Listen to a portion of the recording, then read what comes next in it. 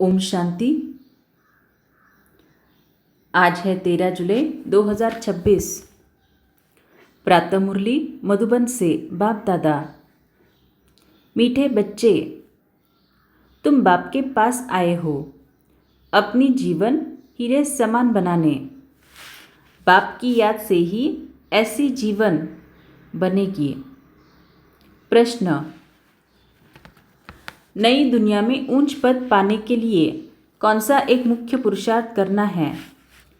उत्तर, बाबा कहते हैं, मीठे बच्चे, जिन पुराने संबंधियों ने इतना दुखी किया, अब उनके मोहजाल से बुद्धि को निकाल एक मुझे याद करो। उनके साथ रहते भी मन को मेरे में लगाओ। मन मनाभव का मंत्र सदा याद रखो तो तुम नई दुनिया में ऊंच पद पाएंगे। ओम शांति। जैसे बच्चों को सभी शास्त्रों का सार समझाते हैं, वैसे इन गीतों का भी सार तुमको समझाते हैं। वही सबका रूहानी बाप रूहानी बच्चों को ब्रह्मा तन से बैठ समझा रहे हैं।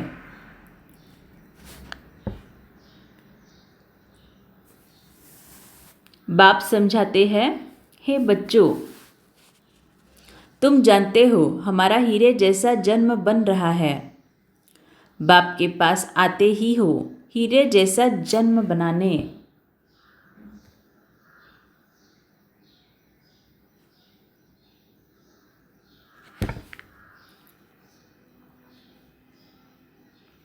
हीरे जैसा जन्म कहा जाता है स्वर्गवासियों का, कौड़ी जैसा जन्म है नरकवासियों का। तुम संगम युग को भी जान चुके हो। हम अभी संगम युग वासी है। यह संगम युग सबके लिए कल्याणकारी है।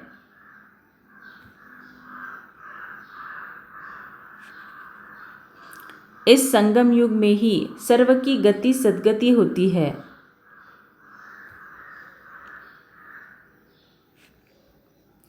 कौन करते हैं परमधाम से आने वाला मुसाफिर? वह मुसाफिर है ना। तुम मुसाफिर नहीं हो, तुम आकर जाते नहीं हो। बाप कहते हैं, मैं पुरानी दुनिया में आकर फिर लौट जाता हूँ। बच्चे जानते हैं ये सेवा करने वाला सिर्फ एक मुसाफिर है, जो आकर हम बच्चों की बड़ी सेवा करते हैं। ऐसी सेवा और कोई कर न सके। सेवा के लिए ही पुकारते हैं कि आकर हम पतितों की सेवा करो। बाप भी कहते हैं, हम बच्चों की सेवा में आए हैं क्योंकि बच्चे बहुत दुखी हैं। पुकारते भी हैं, हमारे दुख हरो और शांति दो। दो चीज़ हमेशा याद रहती है, सुख और शांति। यहाँ दुख और अशांति है, तब पुकारते हैं। बाप ही आकर सारा राज सृष्टि चक्र का बच्चों को समझाते हैं। बच्चे समझते हैं अब भक्ति मार्ग खत्म होता है। कलयुग का अंत माना भक्ति नीचे उतरती आती है।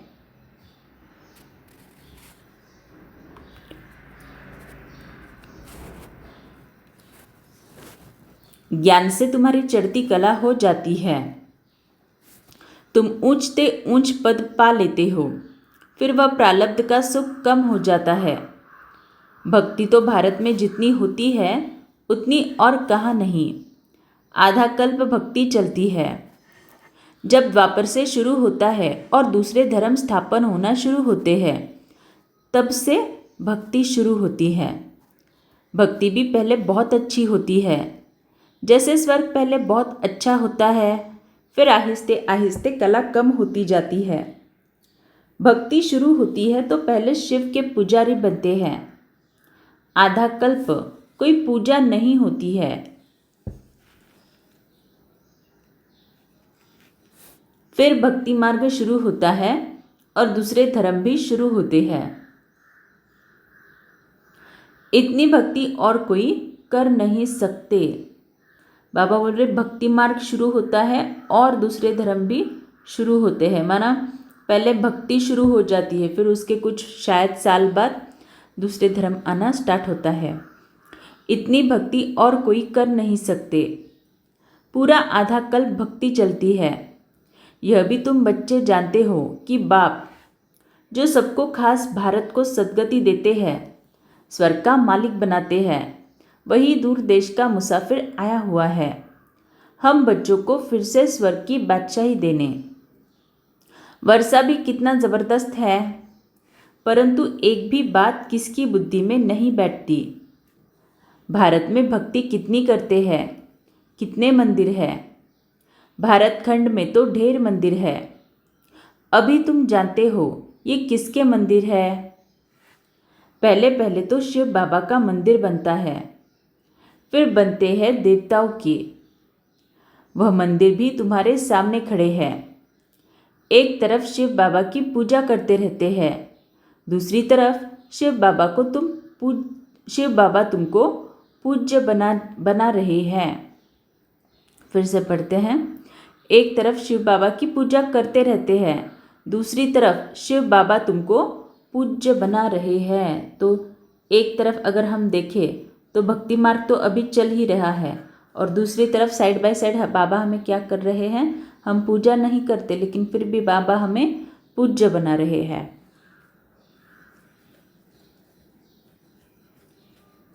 तुम यहाँ आए हो पूज्य देवता बनने। जो भी देवताओं के पुजारी है, वास्तव में वह भी आकर यहाँ ब्राह्मण बनेंगे।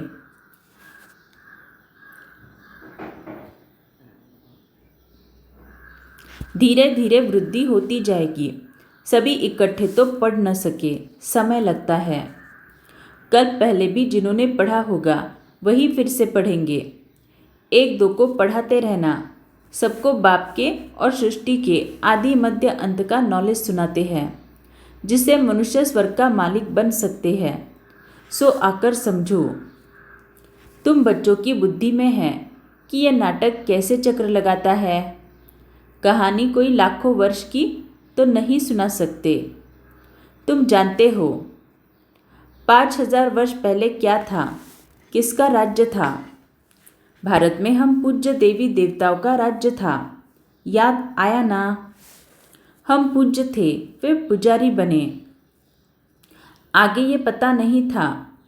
हम सब पूज्य देवता थे। फिर हमने 84 जन्म लिए। 84 जन्मों की कहानी लक्ष्मी नारायण की है। तुम अपने 84 जन्मों की कहानी सुनाते हो। उनको तो अपनी कहानी बैठ लिखने में बहुत समय लगता है। तुम 1 मिनट में 84 जन्मों की कहानी बता सकते हो। वह तो एक जन्म की कहानी लिखते हैं। छोटेपन में क्या क्या किया, यह भी अपनी कहानी बताते हैं। हम 84 का चक्र कैसे लगाते हैं? एक की तो बात नहीं, बहुत ब्राह्मण हैं। तुम ही इस चक्र को जानते हो। इस चक्र को जानने से तुम राजा रानी बनते हो, और फिर औरों को बनाते भी हो। भक्ति भी भारतवासियों जैसी कोई नहीं करते हैं। और जो भी मठ पंथ धर्म आदि है, वो हमारे भक्ति के समय स्थापन होते हैं। पहले पहले हमारा कितना छोटा फूल का झाड़ था, रूहानी गार्डन था। तो फूल का झाड़ था माना स्वर्ग। तुम चैतन्य फूल थे। इनको कहा जाता है फूलों का बगीचा। फिर वही कांटों का बगीचा होता जाता है। इस समय सब कांटे बन गए हैं। फिर कांटों से फूल कैसे बनना है, सो बाप बैठ समझाते हैं। एक दो को दुख देना, कांटा लगाना। एक दो को दुख देना, कांटा लगाना है। Student life is the best कहा जाता है। वो बहुत अच्छी होती है। बच्चे बच्चियाँ बड़ी खुशी में पढ़ते रहते हैं। शादी की और एक दो को कांटा लगाना शुरू किया। सतयुग में कोई कांटा नहीं लगाते। अभी तुम फिर फूल बनते हो। तुम जानते हो भारत स्वर्ग था तो कितने अपार सुख थे। सोने की खानियाँ थी, अभी वो खाली हो गई है। फिर तुमको भरपूर सोना मिलेगा। भारत में ही सोने हीरे जवाहरात की खानियाँ थी।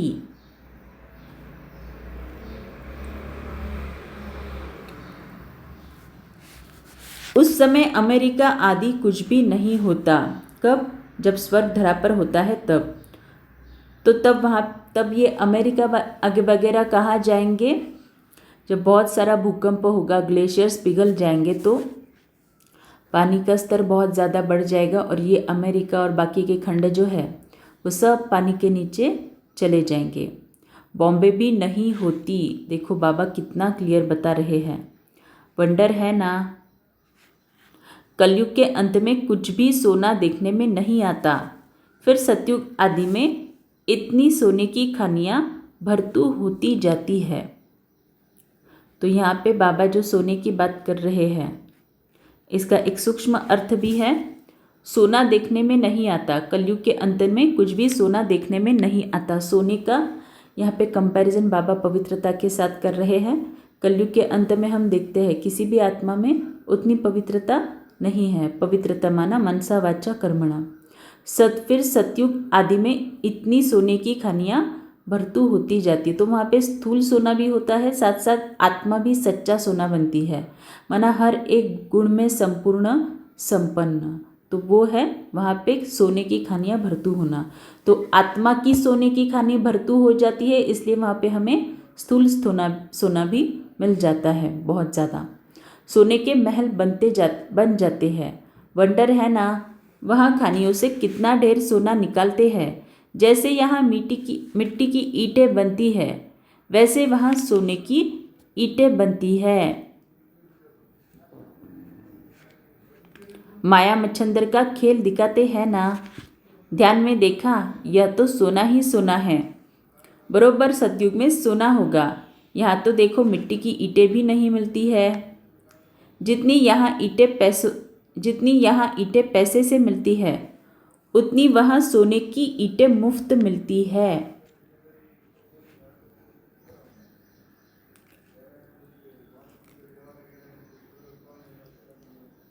रात दिन का फर्क है तो क्यों नहीं पुरुषार्थ करना चाहिए नई दुनिया में ऊंच पद पाने का। यहाँ मोहजाल में क्यों फंसे। सच में इसके ऊपर चिंतन करना। इस मोहजाल में जो हम फंसे हुए हैं, बार बार अपने से पूछना। इसका चिंतन मेरा कल ही चल रहा था कि इस मोहजाल में फंस के मुझे आउटपुट क्या मिलने वाला है।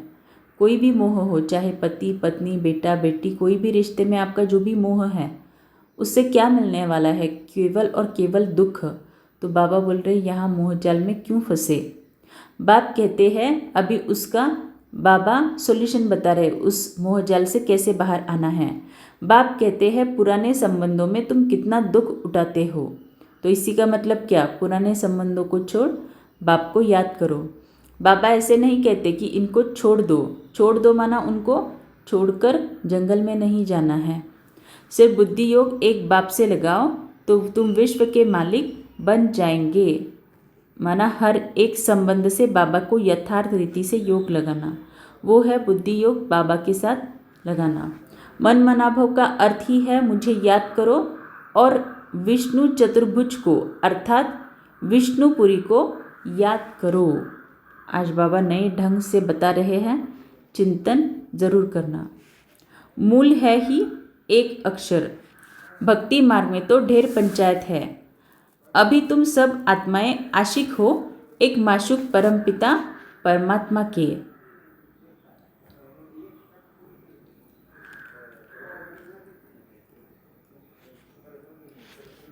वह तुमको सुख धाम का मालिक बनाते हैं। सब आत्माएं उनको याद करते हैं। तुम रूहानी आशिक, रूहानी माशूक के एक ही बार बनते हो। इसी का मतलब है बाबा के साथ सर्व संबंधों से यथार्थ रीति से निभाने का मौका हमें एक ही बार मिलता है। क्योंकि जब सब संबंधों से हम बाबा को याद करेंगे तभी जाके सही मायने में बाबा के साथ प्यार कर सकेंगे और तभी हम सच्चे आशिक ठहरेंगे। जिस्मानी आशिक माशूक अभी बेहद के आशिकों को बेहद का माशूक आकर मिला है।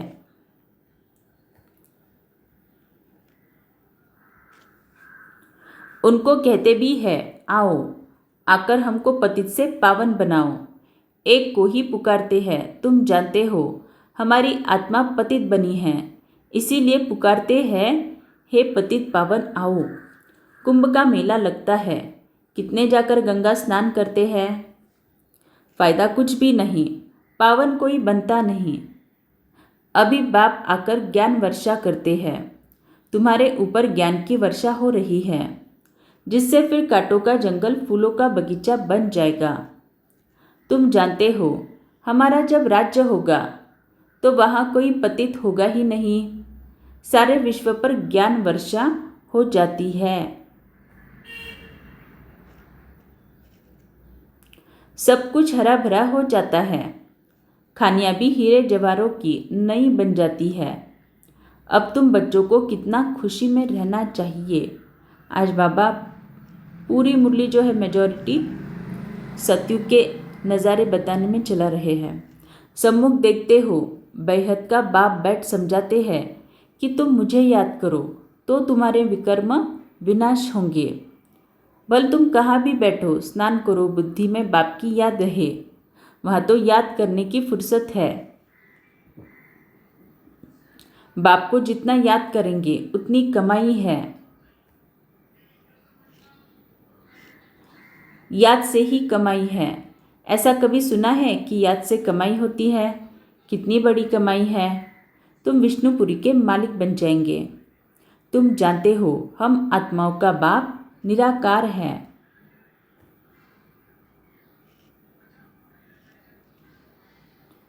उसने इस शरीर का आधार लिया है। भागीरथ का वर्णन भी है ना, भाग्यशाली रथ, जिस रथ पर परमपिता की परम आत्मा सवार होती है।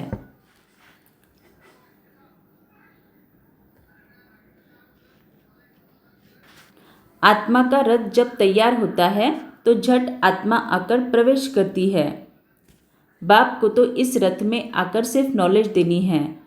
इनके भी बहुत जन्म के अंत के जन्म में जब वानप्रस्थ अवस्था होती है तब बाप कहते हैं मैं आकर इनमें प्रवेश करता हूँ अथवा इस रथ में विराजमान होता हूँ। बाकी कोई घोड़े गाड़ी के रथ की बात नहीं है। अभी तुमको ये ज्ञान मिला है। बाप बैठ सम्मुख तुम बच्चों को समझाते हैं। तुमको तो बहुत खुशी होनी चाहिए। IAS का इम्तिहान पढ़ते हैं तो बड़ा नशा रहता है। वो होता है सबसे ऊंच इम्तिहान। तुम्हारी भी ये पढ़ाई है, ये भगवान की पाठशाला है। अब प्रश्न उठता है भगवान कौन? क्या श्री कृष्ण या शिव बाबा? सबका भगवान कौन है? सिवाय एक निराकार के सब तो श्री कृष्ण को मानेंगे नहीं। सिवाय एक निराकार के सब तो श्री कृष्ण को मानेंगे नहीं। सभी आत्माओं का बाप वह निराकार परमपिता परमात्मा है। वो सदैव परमधाम में रहते हैं, एक ही बार आते हैं बच्चों को स्वर्ग का मालिक बनाने। तुम जानते हो वही बाबा कल्प कल्प आकर हमको रंक से राव बनाते हैं। भारत अब रंक है ना, फिर दूसरे जन्म में क्या बनना है? तुमको सब साक्षात्कार हुए हैं। विनाश का भी साक्षात्कार किया है, स्थापना का भी किया है। भगवान वाच मैं तुमको राजाओं का राजा बनाता हूँ। बहुत दान पुण्य करने से कोई को अल्पकाल का सुख मिलता है। राजाओं के पास जन्म ले फट से मर जाते हैं, कोई गर्भ में भी मर जाते हैं, कोई लूले लंगड़े काने बन जाते हैं। जैसे कर्म करते हैं वैसा पद पाते हैं।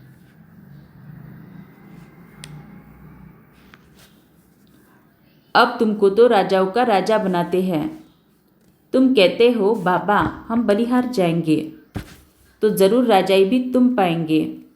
भारत को महादानी खंड कहा जाता है। यहाँ दान पुण्य बहुत करते हैं। वह फिर शुरू होता है भक्ति मार्ग में। अब बाप तुमको 21 जन्मों के लिए दान देते हैं। अब तुम बाबा पर बलिहार जाते हो, तन मन धन सब कुछ दे दिया। अब बाप कहते हैं ट्रस्टी होकर रहो। अपना घर बार संभालो। सब शिव बाबा का है, मैं आपका हूँ, आपको ही याद करता हूँ।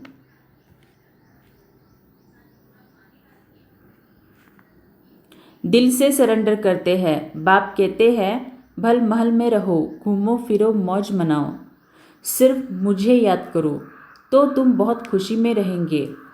तुम विश्व के मालिक थे, अब फिर तुम पुरुषार्थ कर वो बनते हो। बाप समझाते हैं मीठे मीठे बच्चों, इस योग बल से ही तुम विक्रमाजीत बनेंगे।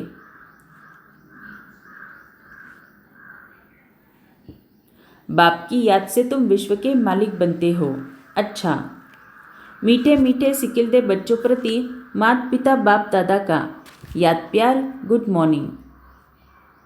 रूहानी बाप की रूहानी बच्चों को नमस्ते। हम रूहानी बच्चों की रूहानी माता पिता बाप दादा को याद प्यार गुड मॉर्निंग और नमस्ते। धारणा, राजाई पद पाने के लिए बाप पर पूरा पूरा बलिहार जाना है। तन मन धन सब समर्पण कर ट्रस्टी होकर रहना है। विक्रमाजीत बनने का पुरुषार्थ करना है। याद में ही कमाई है, इसीलिए निरंतर याद में रहने का पुरुषार्थ करना है। ऐसा रूहानी फूल बनना है जो फूलों की दुनिया का अधिकारी बन जाए, अंदर में कोई भी कांटा न रहे। वरदान, एक बाप में सारे संसार का अनुभव करने वाले बेहद के वैरागी भव। बेहद के वैरागी वही बन सकते जो बाप को ही अपना संसार समझते हैं, माना बाबा के साथ ही सभी संबंध। जिनका बाप ही संसार है वह अपने संसार में ही रहेंगे, दूसरे में जाएंगे नहीं, तो किनारा स्वतः हो जाएगा। संसार में व्यक्ति और वैभव सब आ जाता है। बाप की संपत्ति सो अपनी संपत्ति, इसी स्मृति में रहने से बेहद के वैरागी हो जाएंगे।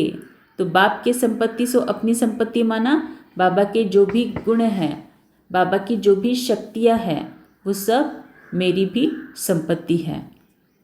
कोई को देखते हुए भी नहीं देखेंगे, दिखाई ही नहीं देंगे। स्लोगन, पावरफुल स्थिति का अनुभव करने के लिए एकांत और रमणीकता का बैलेंस रखो। अच्छा, ओम शांति।